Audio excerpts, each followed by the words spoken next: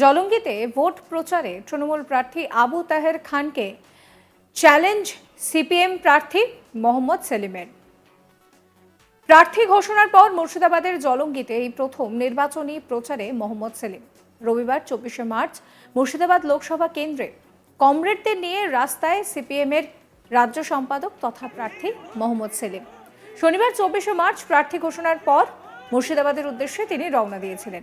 রাতেই মুর্শিদাবাদে পৌঁছানোর পর বাম কংগ্রেস নেতৃত্বের সঙ্গে কথা বলে রবিবার সকালে নির্বাচনী কর্মী সভা শেষে মিছিল করে ভোট প্রচার শুরু করেন। দেশের নাগরিকত্ব বাঁচাতে, সংবিধান বাঁচাতে, গণতন্ত্র বাঁচাতে, মানুষের অধিকার দাবির স্বার্থের পাশাপাশি সাম্প্রদায়িক শক্তির বিরুদ্ধে আসন্ন লোকসভা নির্বাচন আর এই নির্বাচনকে সামনে রেখে শাসক দলের পাশাপাশি ভোট প্রচারে নামলেন কংগ্রেস সমর্থিত সিপিআইএম প্রার্থী মোহাম্মদ সেলিম।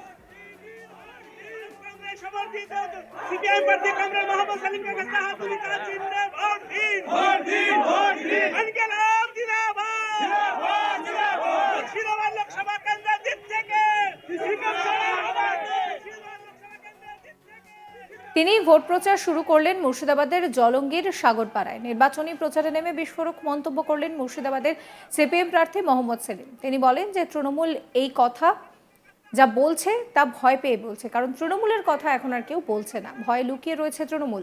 পরিযায়ী শ্রমিকের স্বার্থে লড়াইয়ের মাঠে নেমেছে বলেও দাবি করেন তিনি। জয় প্রসঙ্গে তিনি বলেন যে মানুষকে জিজ্ঞাসা করুন না, মিছিলে লোক দেখে নির্ণয় করুন যে কতজন জিতবে বা কে জিতবে। আজকের ভোট প্রচার কর্মসূচি থেকে বিদায়ী সাংসদ আবু তাহের খানকে এলাকার কাজ নিয়ে চ্যালেঞ্জও ছুড়ে দেন তিনি।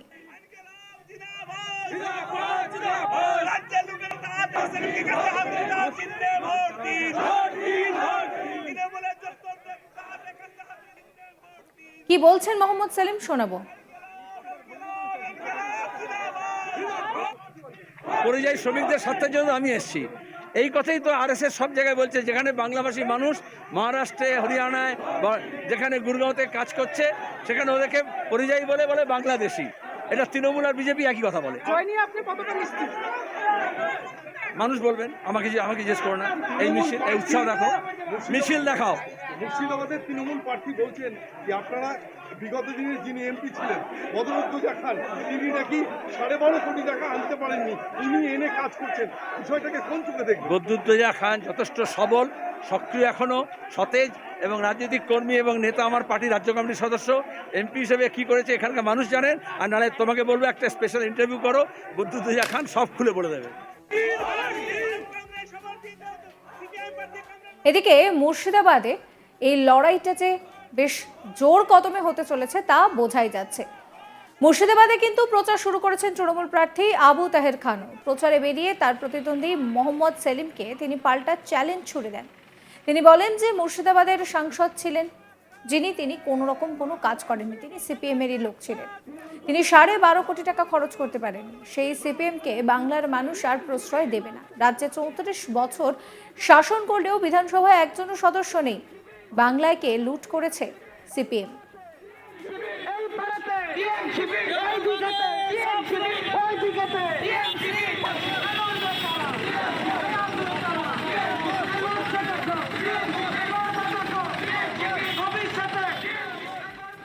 বাংলার মানুষ সিপিএমকে গঙ্গায় বিসর্জন দিয়েছে। তাদের মুখে বড় বড় কথা মানায় না, বলছেন আবু তাহের খান। কি বলছেন তিনি শোনাবো।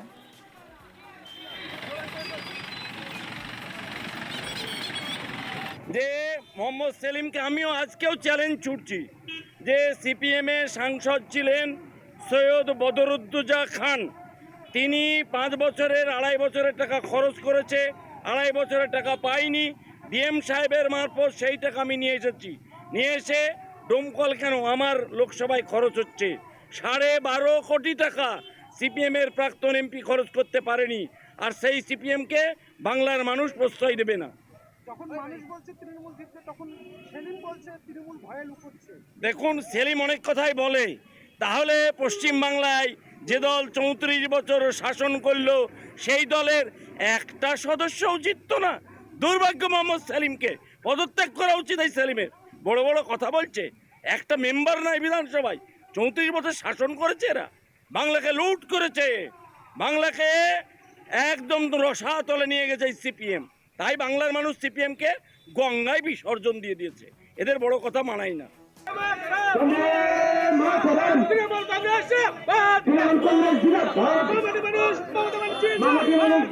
নেত্রী আমার নেত্রী মমতা ব্যানার্জি জিন্দাবাদ, অভিষেক ব্যানার্জি জিন্দাবাদ।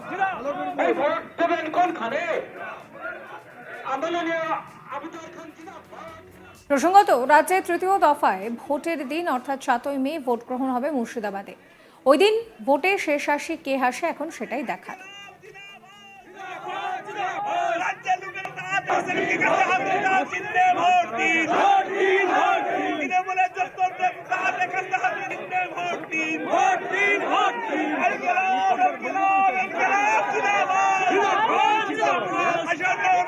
নির্বাচনে মুর্শিদাবাদ কেন্দ্রে কমবেন মোহাম্মদ সেলিমকে কাছে হাত দিয়ে তারা চিনতে ভোট দিন।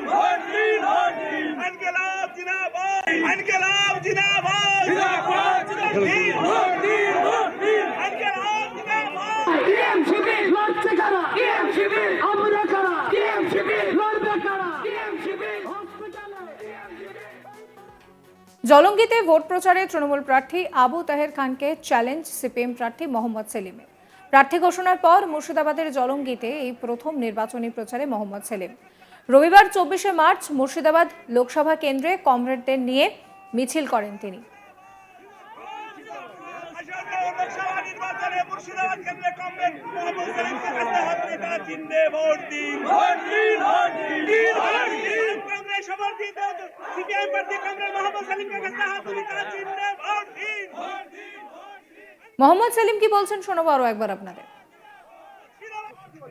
পরিযায়ী শ্রমিকদের স্বার্থের জন্য আমি এসেছি, এই কথাই তো আরএসএস সব জায়গায় বলছে। যেখানে বাংলাভাষী মানুষ মহারাষ্ট্রে, হরিয়ানায় বা যেখানে গুরগাঁওতে কাজ করছে, সেখানে ওদেরকে পরিযায়ী বলে বলে বাংলাদেশি।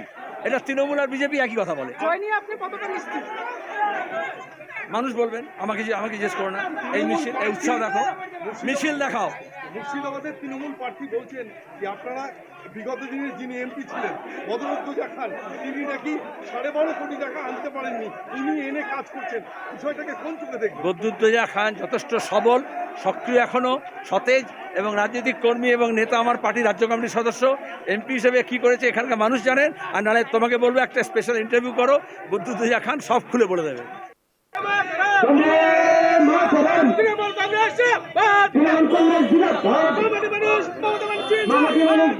নেত্রী আমার নেত্রী মমতা ব্যানার্জি জিন্দাবাদ। সাবস্ক্রাইব করবেন আজ তাক বাংলার ইউটিউব চ্যানেলকে, ফলো করবেন হোয়াটসঅ্যাপ চ্যানেলও।